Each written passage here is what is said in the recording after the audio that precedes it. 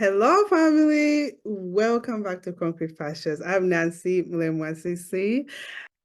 So to anybody who's new on this platform, this is a home of immigrants. We highlight the stories of immigrants who have relocated to different countries in search of greener pastures. We share our stories on our various experiences and lessons we've learned along the way and offer new perspective on the journey of an immigrant. So whether you are currently an immigrant, as soon or later to be an immigrant, or just curious, come along with us on this journey and let's get a better understanding of what it really means to be an immigrant. While you're here, subscribe, like, and share. Oh my God, for those of you that truly know me, you know, a lot of the times I'm led by God to bring certain people, and this woman is one of those people. And I'm so blessed and honored to have her on today. She shared her story on one of the platforms I was on, and she's on also 55 Faces. And prior to that, I was also introduced to her by my girl, Mo Sibo, who's been on this platform. She has her own platform, Mo Sibo Podcast. Guys, this is a must listen episode on Mo Sibo. It's called it's numbered episode 33. And the name of the episode that they did together with her sister, Mo Sibo, is Trials and Triumphs of Secondary Infertility. This is a must listen. But today she's here to share her story, the other side of her story as well. And without further ado, our girl, her name is Funmi Okubanjo. She is a remarkable individual who brings together a unique blend of passion and expertise from her 15-year journey across diverse industries. She holds a certification as a Development Finance Analyst and a Project Management Professional, PMP, demonstrating her commitment to excellence in her field. Funmi's fearless approach to converting business strategies into profitable operational plans set her apart as a leader. Her boldness defines her leadership style, allowing her to make a lasting impact through her social enterprise, Radiant Futures. Through Radiant Futures, Funmi is dedicated to improving the lives of underserved communities with a particular focus on financial inclusion and women economic empowerment. So far, Radiant Futures has successfully served over 200 micro businesses of low-income women in Lagos, Ogun, and Oyo states in Nigeria. Welcome, my sister. How are you? Thank you, Nancy. Thank you so much. Thank you for bringing me here. Yeah. Oh my God, I love your resume. It's so full. Oh, And this is just a little bit of what you have done. I just wanted to share a little bit of who you are. And first, I mean, we start by knowing where you are. I know you're joining me from Nigeria. Our time difference is 6 hours, right? six. Yeah, 6 hours. Yeah. Yeah, Six, 6 depending on hours. Yeah. Yeah, 6 hours. So it's evening for you and it's 2 morning for me. Yeah, I love it. When I do these, I love the international time difference. It's just giving people some perspective. It's like we have immigrants all over the world and people who have experienced immigrant life all over the world. But just to get to know you a little bit, how was it growing up in Nigeria? Uh, okay. So I always try to accept the fact that I take it that growing up was privileged. That's the reality. Someone will hear the story and feel it wasn't. But for me, I say it's privilege because I now understand why that was my upbringing. So I'll say no, that's a beautiful upbringing. So growing up, I grew up in a polygamous home. We're 14 kids, 7 boys, 7 girls. Yeah. We have an internal house joke. So even though my siblings will hear this, they know the joke. We used to tease my dad and say, oh, 14 plus X. And we used to say it's when my father dies. It's late now, I passed away more than 10 years now. It's when my father dies that all the X will be revealed unto us and we will know.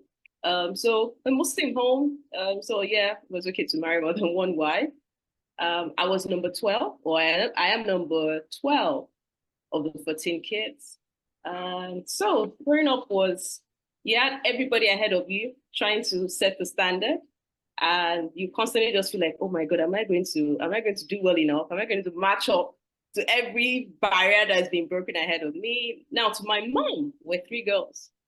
So in a polygamous home, and then your side, you're all girls, usually you're like, where's the boy? Where's the boy? So every time you're having an next child, or every time she was having an next child, the question was, I think maybe it's to be boy. And, she used to desire it, like, I wish it was a boy. But yeah, we ended up all being girls. And a lot of stuff my mom used to say, used to say. I would also say growing up was interesting. Mm-hmm. And I say interesting because the early part of my life, I saw my father in wealth, some sort of wealth. I would say for that time, we were doing very well because we were growing up during the military regime. So, and my father was fortunate to have worked with the federal government, and he had to drive a lot of infrastructural developments. And of course, there was significant funding as much as the military government allowed, but they dictated where projects we go to. And I remember I was just moving into the next class and everything scattered. My dad got on the wrong side of our then military administrator of my state, and they went on national TV to fire my father. So we didn't even hear the gist at all. Like, we watched the news, and he just said on news that it was all drama. Like, the guy walked into my father's office and just called my father's name and said, "You're fired, you're dismissed." And the next thing, Wow. assets frozen, nothing. My older siblings had to suddenly take on responsibilities they were not prepared for, because it was just, you were here and then you just dropped flat. Because when they tell you that a military administrator froze your assets, it means like everything is suddenly gone. So you woke up, you had money, and then you go to bed and you have the money, but you can't have it. And they're telling you, oh, you just can't have it. So that was the beginning of my own teenage years. Wow. So I'll say it was a big shock. It was a big shock. Yeah, it was a big shock, and I think it was also it was important. It was important. That's where I see now. Like, it was important that happened. It was frustrating. It was painful. I remember vividly that I sat on the stairs in my house, and because I was about to enter secondary school, and it was an expensive secondary school, and we're literally weeks away from resumption, and I sat there, and I knew my father had not paid our fees at that time. I sat on the stairs and I was asking myself, would we be able to go to school? Because even though I was 9 plus, I understood what it means when the military administrator says, you're done. Everything goes with you. Everything goes down with you at the same time. So, yeah, it was tough. It was suddenly tough. So wait. Yeah. Oh, wow. I'm just curious, and I'm sure some of our listeners would be curious. How is it growing up with 14, like among 14 siblings, like 13, since you're the 14th, so 13 siblings? So it depends on how you see. So one, everybody was not in the house at the same time. So just look at it like you have decades of gaps between you guys. So then the few of you that also, literally when I was growing up at home, I would say I had like 4 or 5 of my older siblings in the house at that time. My other siblings were either in university. So you see, they were not really in the house with us. But just generally knowing that you have this number of older siblings ahead of you, for me, it puts a pressure on me to perform. Because the question was always, who will stand out? And then when you're growing up in a polygamous home, you're competing for attention as a child. Because if you say, for example, you want to focus on STEM, somebody already focused on STEM. If you say you want to focus on, like, you just ask yourself, I want to be the best in this house in sports. Maybe someone already doing it to the house. So the biggest thing for me was, I think it's in my home that the desire to be exceptional started. So it was just like, the other person has said, that your older sibling, they finished with this kind of grade in high school. Then what about you? Oh, they did this in university. What about you? So that was always the question. And I just remember that all the siblings before me, so the 12 kids before me were mostly science. So they studied like science related courses, engineering related courses. And by the time I was going to start preparing, so here in Nigeria, from what you call year 9, year 10, you pretty much already kind of know what you focus on. Yes. So I was going to go otherwise and say, okay, no, I want to do the business or social sciences. It was a bit weird because the first question was, who in this house does that? It was not. And then in Nigerian, because I'm Nigerian, you're either a doctor, you're either an engineer. So what again? Yeah. Or you become a professor. So if you choose academia as your path, you better be a professor, or you're an engineer, or a doctor, or a lawyer. So the other, yeah, so it was really the same. Then it was usually intense. It was intense because you're competing for resources. Yeah, as much as you compete for attention, you also compete for resources. So I guess that also taught us how to negotiate, right? So you have to learn how to defend your own budget. So I remember when we're going to school and we write a list of items we need and you do the cost breakdown. As teenagers, we had to do that. If you give it to my father, he would try to strike it off and say, you don't need this one. So, and because he had to go through maybe 3 of us budget like that, and he would strike off. So you had to get smart and say, oh, this is why I need it. If you say she's not going to get it, this is why I must get it. It was, and not that I laugh about these things. In those phases of our life, sometimes it felt traumatic. That's the truth, because you just feel a sense of scarcity, like it's not enough, it's not enough. And yes, thinking is not enough in terms of resources. There's also a part of you that's thinking you are not enough as a person, because you're always saying, how better can I be than the other person that's gone ahead of me? Yes. So it's always a daily. I'm laughing about it now. Wow. No, I am what's going through my mind is how like Nigeria is very populated.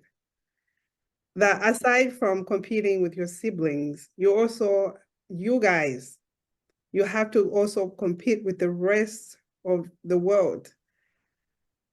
I can't imagine like going through that. That is wow. Wow. I never even thought about it that way, that you actually compete with your siblings. And then from there, you also have to compete with the rest of the world. Wow. Wow.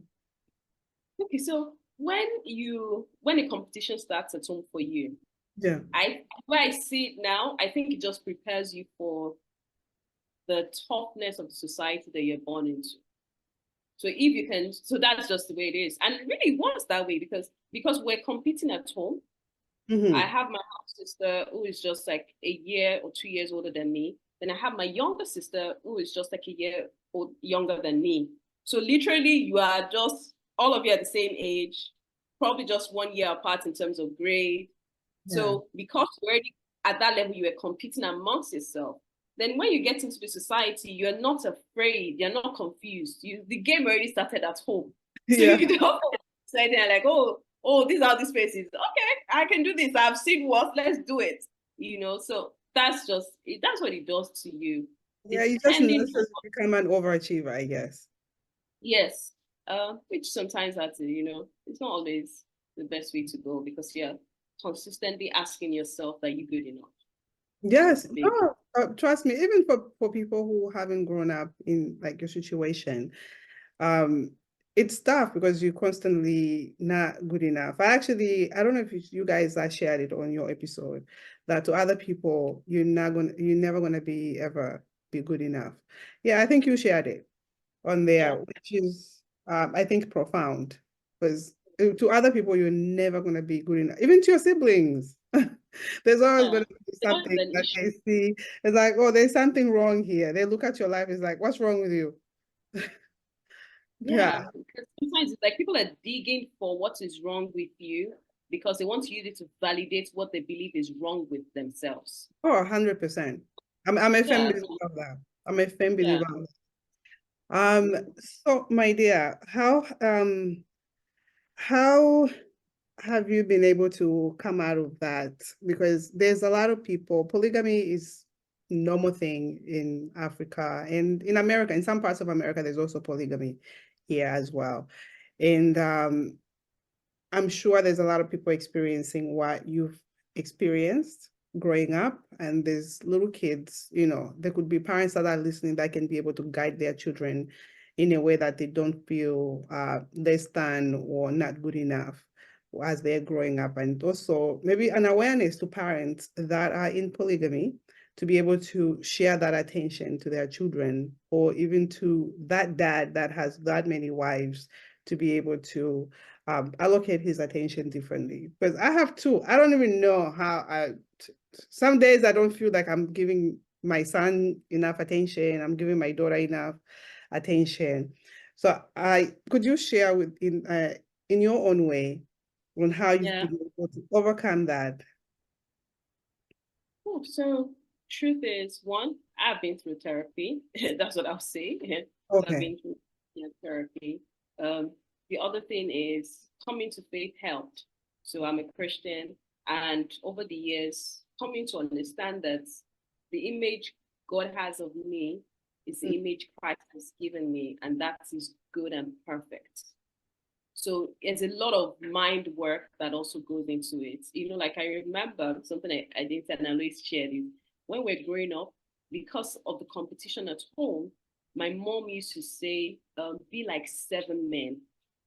And she started saying those things to us as girls because she didn't have a boy. Mm-hmm. And she wanted it to be clear. She wanted to make a statement to the world that my daughters are equal to 7 men. Now, it has its flip side because, again, it just puts that overachiever mentality, it just drills it into your bone marrow and it's right there. But for me, just realizing that God has this place and plan for me, has his purpose for me, there's a way God sees me, and that's what really matters. The other thing is, so when you grow up in polygamy and you come to the faith, because the way we see God is similar to the way we perceive our fathers. So it can, for a while, it's going to take your mind time to adjust. But something I remember that as much as I grew up in a polygamous, or my dad did, was my dad actually treated each child as unique. When in my father's sight, we're not the same. In my father's sight, it was also always very hard to know my father loved the most. He had 14 kids, and if my eldest brother should hear this, people want to argue that, because he's the one. But it was very hard for you to say this is the person my father loved the most, because my father's philosophy in the house was that of a specialist. My father's thesis was consistent. He would say things like, if my mom asked me to cook because I do not like cooking, my father would say things like, she doesn't like cooking. She would rather sweep. So why don't you let her sweep? Why are you forcing it on her that she must also be able to cook? So my father brought a perspective of uniqueness, which when I came to faith, it was easy to see. So what I would say to parents is, you already have those kids, as many as they are, or those children are already in that situation. One parent, it would be nice to help it would be nice for you to see and acknowledge the uniqueness in each child and validate it, actually say it to them. Actually let them know that, okay, yeah, you guys are many, but you don't worry, you're different. Oh, you're different. It helps the psychology of the child. Now, for a kid growing up in that environment, you have to understand that sometimes that environment is creating a foundation for what lies ahead, most of which you do not even know. It's tough to accept it's a blessing, but if your mindset to it is, I'm already here, I didn't choose this family, I was born into it, I'm just going to survive it and make the best of it and use it as leverage, use it to understand. So because I grew up in a large home, for example, I find it easy to just connect with people. It just comes natural, because when you grow up in a large home, it's very hard for you to seclude yourself from the group. You probably don't even have a room to yourself. You have to share a room. Yes. So your mind is yet consistently, you're just open. It has this flip side, you're constantly, you don't know how to put the boundaries in place. But I'll say to anyone who grew up in that environment and is struggling to accept it, to say, one, just accept that is the family you've come into. Now look at it and realize that you will never know the importance of that family until you leave, until you go into a new family or you grow older and you're out of the home, then you just see why it was there. So for me, the mindset is try to see some good. So either you try to see some good in your siblings, you try to see some good in your parents. Till now, my siblings, even my house siblings, I'm not sure you can always convince me like to not to like them. It's just so hard because I remember my older siblings were the ones who had to pay our fees. They supported with my education. So right from year 9 till I finished from university, the oldest 2, 3, 4 siblings had to take on our educational fees. And they were not born to my mom. They were not my mom's children, Yeah. but they took that up. So that might be unique to us. That might be a blessing. But the core message is the family sets the foundation for life's purpose and life's journey. And most times we never know or understand it while we are there, but it would all make sense. So just embrace it, enjoy, don't resist the tide. Just flow with the tide. It will all lead somewhere good. You have to maintain a very optimistic view and say, as much as I don't like how I feel, as much as this feels tough, I hate it, something good has to come out of all of this. This experience had to be utilized for something greater than me at the end of the day. Yeah. Well said. Well said. You went to school in Cape Town. Yes, I did. Why come back to Nigeria? So going to Cape Town was passion journey. Gotcha. Yes, it was passion journey, passion for Africa. So again, something my father did very well was to put a love for community in us. My dad taught us that we were not you had not achieved greatness if you were not serving your people. So in the midst of all the drama he experienced with the military governor, for example, and the situation was funny. Whenever I tell people, they laugh. The sole purpose, the sole reason for dismissal was because he had a counter project plan to the military administrator's desire. So you were doing road constructions, and my father insisted roads had to be extended into the rural communities along the highway because he felt if you do that, it just made sense, right? We're opening all of those spaces up for development.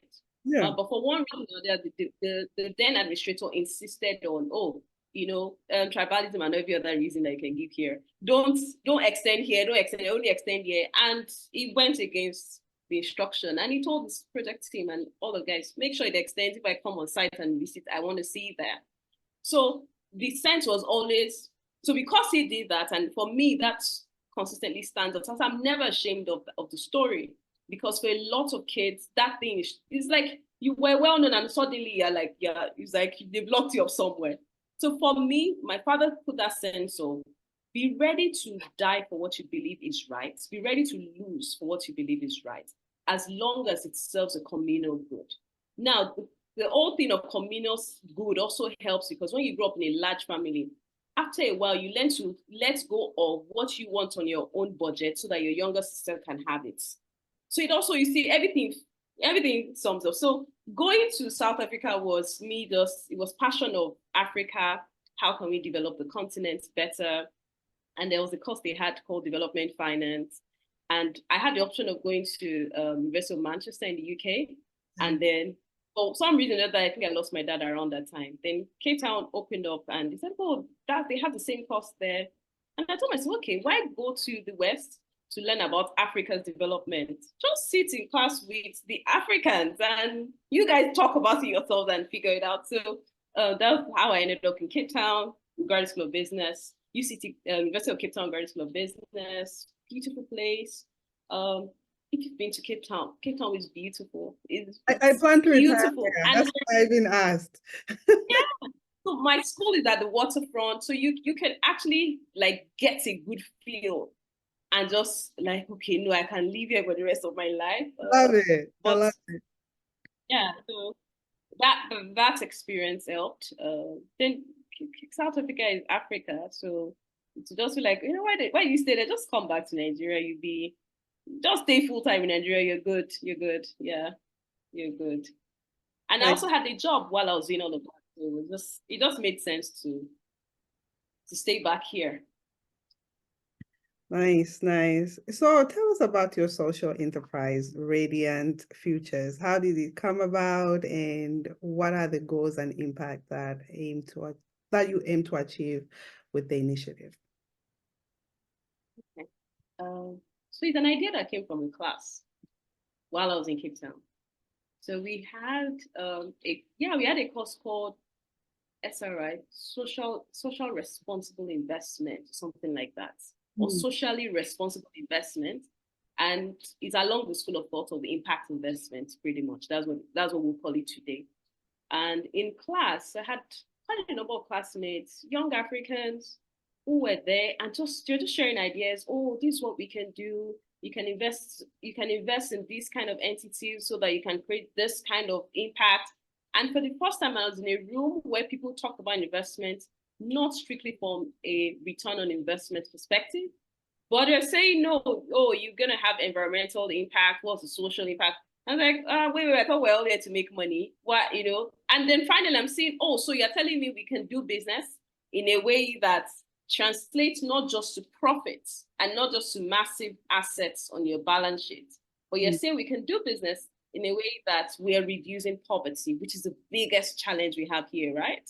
So I was there and I just kept on asking myself, okay, I love poor people. I've always worked with low-income households since university. I've worked with kids from low-income households.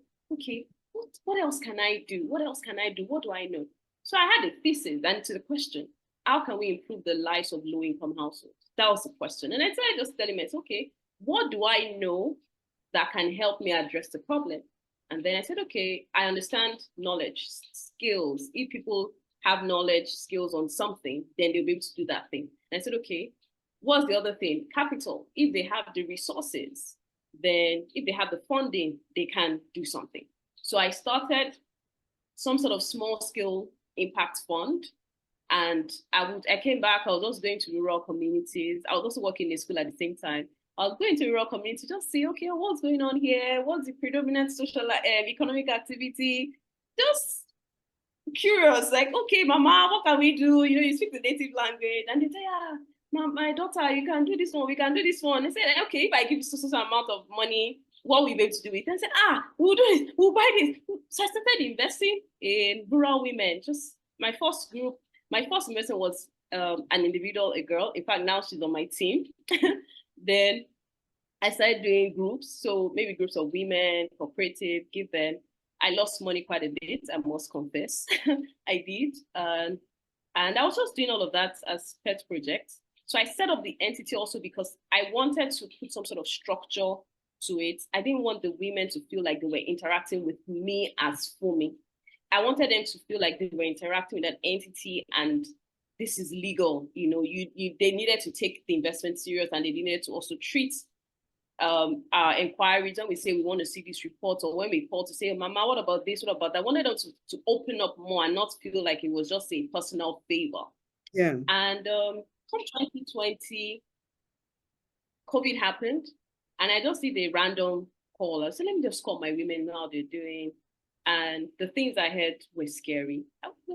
Scary because you get on a call and you hear a woman whose kids are no longer in a house, by the way, because they've all gone to look for greener pastures, maybe working as domestic staff in the cities. And you're asking her, how's she doing? And she's telling you, I saved money with people we call, like informal finance. We have this sector of informal financial services provider. They're called Ajo. They're a group savings program and all of that. And she tells you, oh, I gave money to one of such entities and they vanished. I can't find them. And because the way those guys used to collect and disburse usually is they go round. So they come to their shops, their farms, and they collect the money. And then when they want to release the money, they go around to give it back to them. So during COVID, no physical interaction, of course, a number of them vanished. So a lot of money in this economy actually has gone into thin air because of those kind of savings. So that's when I realized that a lot of the women I had supported were not even really banking with the traditional, the formal systems I knew of.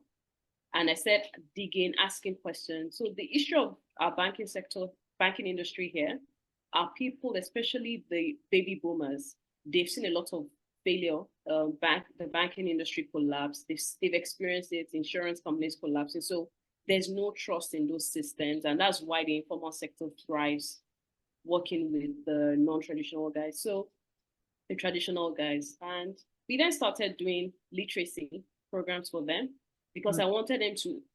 My thesis was, if the woman understood the bank, if she understands how a banker thinks, then she will know how to engage. She will know the kind of questions to ask when they bring products to her. And if she can also do that, it means that the consumer base is becoming sophisticated. Then the banks and the microfinance institutions can develop better products for the women. So we started literacy programs.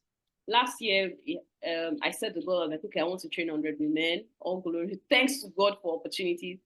I was able to do 172 women. We unlocked capital for a number of them, affordable capital. So that's another big issue here. A lot of the low-income households, because they're high risk, a banker, their high risk is unsecured lending. Anything, like, they could vanish into thin air. So because of the risk implication, the interest rates are usually double digits, per month.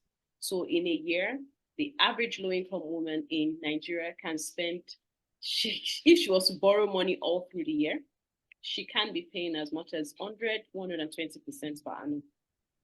So we started, yes, because they charge them per month. So in a year, if she borrowed every month, that means she's doing 100 to 120% in a year. So we started working with partners who, I would say, I had to actually convince some of them to say, take a bet on them. Then we designed models that could help minimize the default risk. We also designed models that helped our partners kneel up collection costs. So they didn't need to, here, when you serve low-income households and you provide what we call micro loans, which are small, $10, $20 you give to them, they repay in $10, 10,000, say $30 to $100 you give to them, they repay within 1 month to 3 months. Normally, you have to hire a collector to go into the markets or wherever these women are to collect the money. And so we took off that burden of the partners, and we found a way for our women to remit it themselves, thanks to mobile banking systems. So we have the point of sale machines, the POS machines that allows them, once you have a card, they can do all of that. So we've done that so far now. So far, we've been able to reach at least over 300 families, and we've been thinking around how to deepen the literacy programs. Yeah, so this year now, we're going to have an NGO called the Aziza Development Foundation that will drive the outreaches, go into the communities, yes. And then Radiant Features will focus more on the impact investment side, mobilizing capital that can be disbursed to women in groups, cooperative trade unions, or medium-sized enterprises that do business with low-income women in those underserved communities. So that's the focus. And it sounds all fancy and all of that. Sometimes I think I'm in over my own head because it requires a lot of, like, you have to be on the field, you have to be talking to people, you have to be listening to them. And now we have to be engaging the political structures that they have there. So you have to talk to the politicians on ground. And it was a part of this that I avoided for so long. I didn't want to do that, but I'm realizing, we cannot say we're delivering real impact if we are also not engaging the leaders and the politicians on ground. We have to engage them. We have to find a way to get them to buy into the vision and also align it to some of them's promises to their people. To say, okay, you promised them this, that's what we're bringing to them. Can you allow us to thrive? Can you give us the right environment to function effectively? So, by the way, I never had it in mind to go for women. Sorry, I can talk a lot about this vision. Yeah, no, because my next question would be like, why women only? Because poverty touches everybody. Why women? Okay, good question. So like I said, my thesis in the beginning was, how do we improve the lives of low-income households? You see, it was everybody. And I had some crazy vision, like, how do I explain this to you in the context of the West? So take it, you have a flat tire. In the Yes. West, you drive into the car wash, they probably have the machine you can use to inflate and get it back, right? Or a gas station, and you can Yep. just do it yourself. Okay, Yeah. so here it's not like that. Those guys that would help your tires, fix your tires, they're usually on the street corners.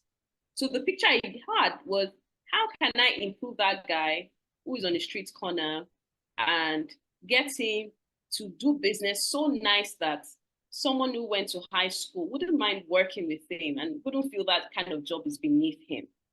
Okay. And when I started to go out to engage, it turns out the only people that responded to me were women. That was just what happened. Every time I went into a community and I asked questions and I said, okay, please, I'm looking for like a group of farmers, where are they? And they say, oh, go down there, they're speaking our native language, go down there. And then when you get there, you count, you see 3, 4 elderly women are the ones on the field. When I did field projects in urban centers, in fact, in my neighborhood, and I spoke to my, we have what we call ward councillors. I don't know what I'm not sure, they're not your mayors. So just think of the guys below your mayors in your own setup. I spoke to such person here, and she told me, oh, she called me for a meeting that those people will be there. I got there, 90% of the people there were women.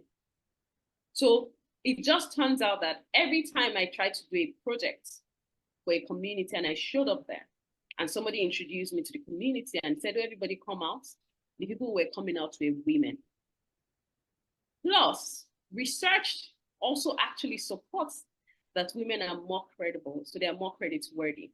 If you give a woman money, she's more likely going to repay you. While we also know by research that the men are they're confident, so they can approach a financial institution, even without a so-called like solid, hardcore business plan, while the woman wouldn't do that. The third thing that then just sealed it for me, I came across a research that showed that women are more likely, in fact, one of them more likely in Africa, women, 95% of a woman's income goes back to the family. While for the men, only about 45 to 50, if I remember clearly, goes to the family. Oh, wow. Especially low income. And I actually know why, because I entered those communities.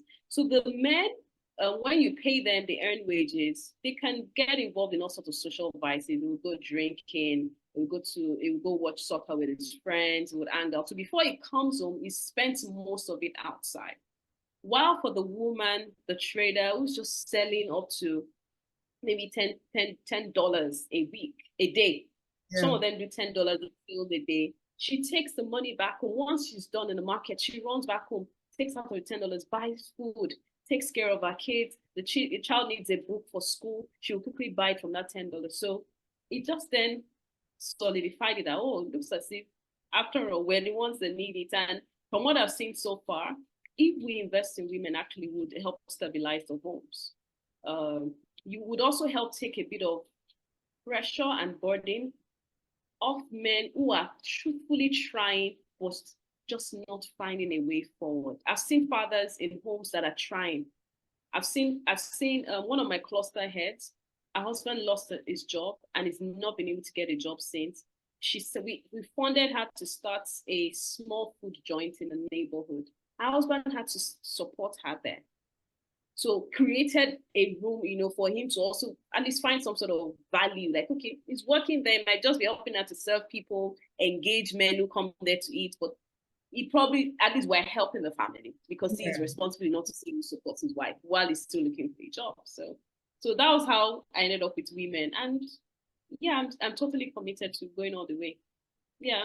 And I also saw from background growing up, so when what happened to my father happened and we lost everything, it was beyond my siblings and extended relatives stepping in, my mom had to carry more weight.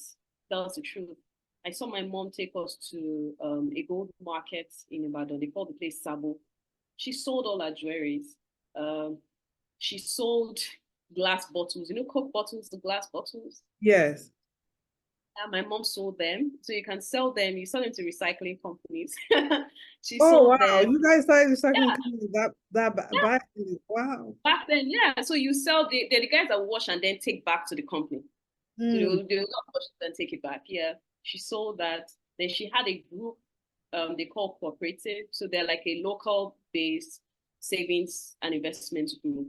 They save together, they invest together, and they help one another. So that's how she was also able to really carry a lot of weight and support us, and also support my father as much as she could. So those are the kind of scenarios I have seen that I think if we're able to create nicely, we can really, really serve low income women, and we can hopefully, by the help of God, ultimately also improve their lives and then reduce poverty for our people. Yeah. Oh, beautiful, beautiful. You've really grown into the world of community, and it's truly showcasing in the way that you um get going about in your life. And giving back to a community, it's huge, and it's such a big commitment with a family. You are married with children. How are you able to juggle all of that? Because there's some people, I'm sure, around the world, they want to do something like this. They're thinking maybe to, engage community. They want to give back to the community. But I for sure know that it's a full-time commitment. How are you able to juggle all of that? So one is I have a supportive husband. Mm. I If you remove my husband, I'm not sure I can stand. That's the truth. Also because That's my good. husband, when I started Radiant Features, I had one investor apart from myself, and it was my husband. It Mm. was the one I'll prepare a deck and I'll show him, say, see, my love, these women, if we do this, they can do this, we can do, just okay. I will do what I can do, just to get me off his back a few times. So number one is my husband is I have to acknowledge that's a big blessing in my life. If God didn't put him in my life, I'm not sure I can do what I'm doing. If I do it, I will struggle. It will be a big struggle. So the word would be you have to be able to sell the vision to whoever is closest to you. So who's your normal support system? If you have older kids, you have to sell the vision to them, and you have to pray they understand and buy into it. So one is my husband supports the vision. He's not a community person. If you take him into those rural communities, he he will just be there smiling because he has a bit of language barriers when he wants to engage them. Two is it's just not a terrain. Yeah, That's not his, yeah, not his zone. So, but it's you for put you. It's for you. But he's there me, to yeah, support. Yeah. yeah. So he's just there to say, keep going, good job. Oh, you're tired. Yeah, sorry, stuff like that. So one, selling the vision to the people who are closest to us.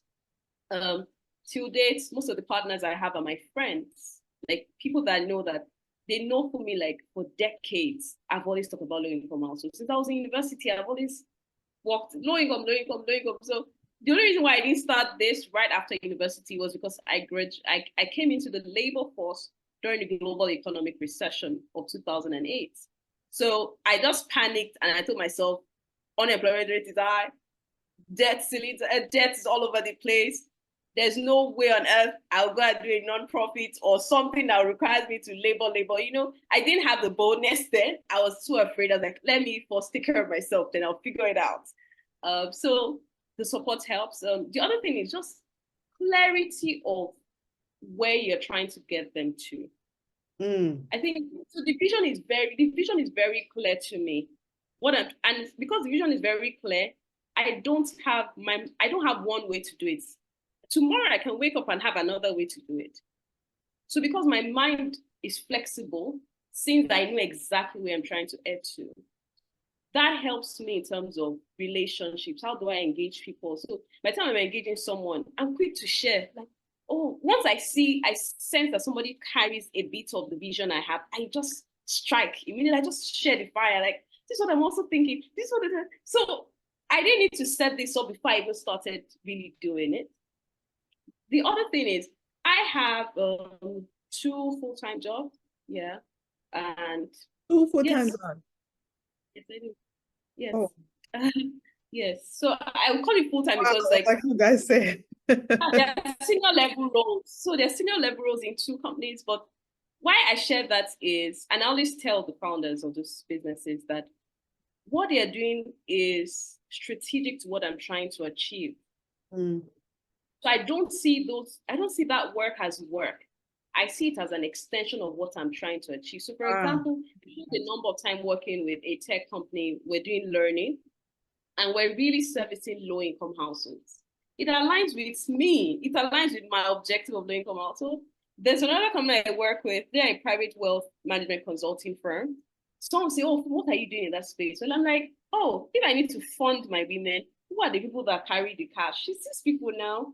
So you have to understand that world. So for me, everything is like this is a massive piece, it aligns. and yes, just everything aligns because I only have one question in my mind and I only have one desire for my community. I only have one desire for my women is how can I help them? How can they become better? How can I ensure that they have the resources they need to thrive? How can I ensure that they understand the value of letting their kids go to school rather than staying back at home to help them? So because of that, it helps. So clarity of vision is key. The moment you're just clear, you don't need it big. Just start small. I started with pet projects. Like I can do 2 projects in a year and self-fund. I can invest in 5 women in a year using my personal savings. So I wasn't exposing anybody to my risk initially. But now, last year, I exposed few partners to the risk, so they had to bear. But good thing is our repayment rates are still very good. So you just with the support with the community and with the clarity of vision it will help. The final piece for me is especially for people who believe in God, Yeah.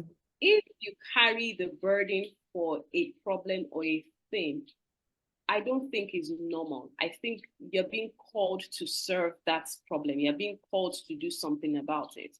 So Yep. you have to trust that if God has given you the burden, He has given you the vision, then He has given you the grace.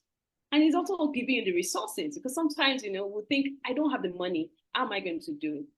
My philosophy now is if the burden is there, my job is to identify where am I supposed to go to and know that the resources will show up, like Yeah. things would align. So for me, God calls us and equips us. So, and that's God backing is actually more than enough. It's so more than enough to get us moving.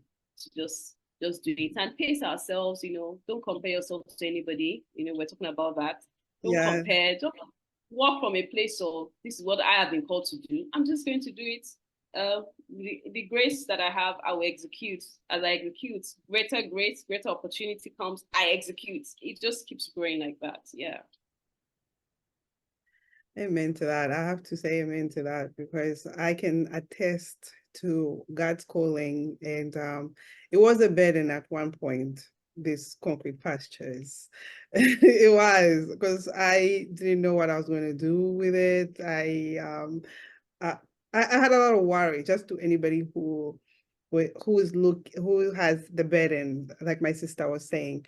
But God has appointed a lot of people, I have to say, that continue to bring people on this platform. At any point in this journey, someone always reaches out. You need to interview such and such. So no matter what your mission is that God has given you, He has people assigned to you that He's gonna bring to make sure that you are successful in your journey. So that is Yeah. amazing, amazing, amazing. Wow, I haven't forgot my next question. Oh wow.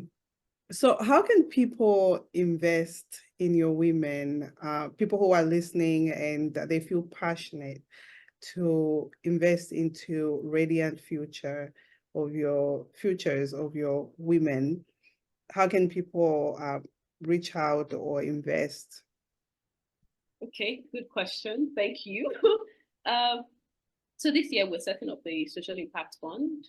The social impact fund is strictly really for individuals who believe that they are very interested in seeing Africa grow.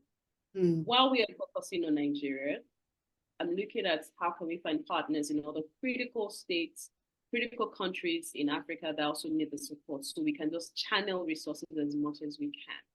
So with the social impact fund, we're not targeting a lot. That's the fact. It's not a lot of money to start this. So we're looking at, first of all, we're looking at $50,000. And that's because we're working with the local currency. And it's really nothing. However, with that amount, we can easily support at least 5,000 women. That's a funny thing. So we're trying to set up the fund and then work with other local non-profit organizations who are on the ground, including the non-profit organization we have set up, which is Aziza Development, to identify the communities that need the resources. And our model is to invest in groups. So they have to be some sort of cluster or a cooperative. So that way we can channel it. So this for people who are thinking of sustainable ways of doing their charity. You know, you don't want to do charity and just like the money just vanish. You want to do charity and say, oh, okay, so I gave $2,000, but the $2,000 is being cycled and more women can participate of the same fund. That's what we're trying to create here. Anyone who wants to participate can send us an email and just drop a line at hello@radiantfuturesltd.com, or you can just reach out to me directly. You can find me on LinkedIn, Funmi Okubanjo.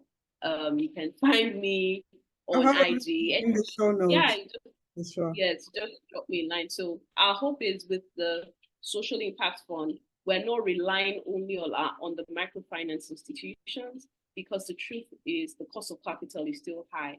And sometimes some of those women just need a grant to create the base, to just, you know, some of them just need like a non-interest loan just to create a base to start their journey. We cannot strictly fund the low-income households in Africa with microloans. It's keeping them in a cycle of debt, which is just deepening the poverty. That's what I've seen on ground. So we need I agree. patient capital to support them. Yeah, that's it. I see. No, I'll have all your contacts in the show notes. So for anybody who is looking to invest into these amazing women, please reach out to Funmi in all of her contacts, whichever one is convenient for you, Instagram, LinkedIn, or her email. She's quick with responses, trust me, that I know. When you're in my world, you have to be fast. You have to be fast. Yeah. Oh, trust me, I get it. I get it. Anything else that's on your is on your heart that you would like to share before I ask you the final question? Oh, okay. Sure. It's an interesting one that's been on my heart, really. And it's faith. Faith.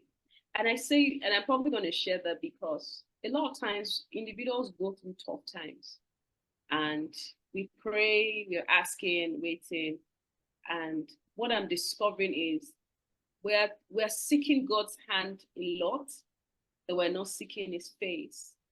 We're seeking, oh, can I get a new car? Can I buy a new house? Oh, I just need that job. And forgetting that all that season of waiting for something to happen is actually deepening our ability to believe. All that season of waiting and saying, God, I want this, God, you're seeing it every day. God, I want this, God, I want this, God, I want it. What is just done till that thing happens is it's taught me how to ask and depend on God.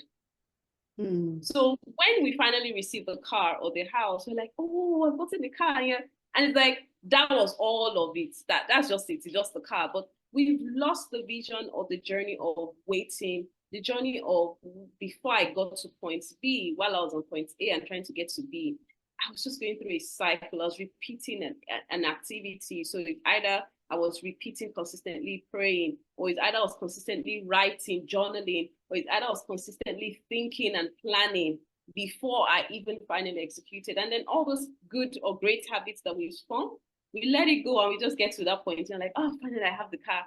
And then you have to want something else again before you start it. So for me, something I just taken out like beginning of this year is the faith journey, the journey of life. It's not so much in those mundane seasonal asks and desires. It's in who we become. So who do I become as I wait to finally build the social impact fund? Who do I become as I wait to see my kids finish from high school? It's not so much of them graduating, but as I go on that journey, who am I becoming? And so for me, the faith work is becoming more of who we become rather than what are we getting. So if we're sharing our testimonies is I was someone who was maybe I was praying for only 10 minutes, but now I know how to pray for 30 minutes or 1 hour because I was constantly asking for something. Or I was someone who was journaling just once a month. But because I was trying to execute this project and I was constantly thinking about it and I was constantly writing, now I'm the person that can write, I can fill my journal out every day.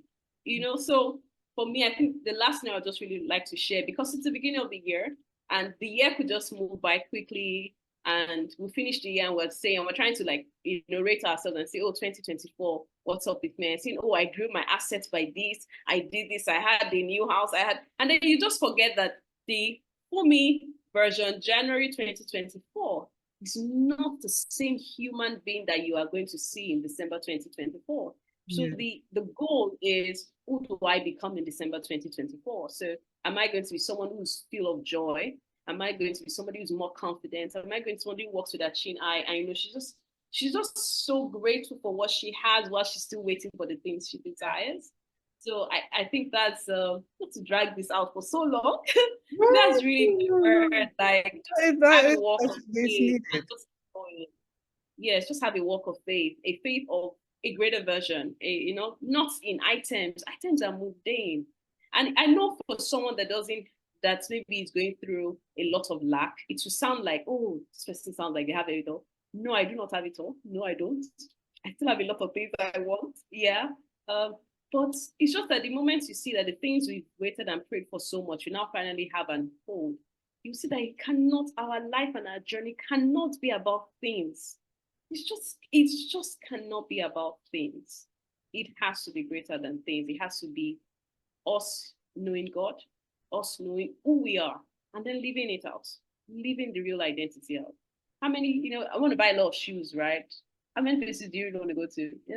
Oh, my closet is full of shoes. Okay. How many places do you want to go with those shoes? I want 3 cars. Okay, it's nice. I want 10 houses. How many rooms are you going to sleep in?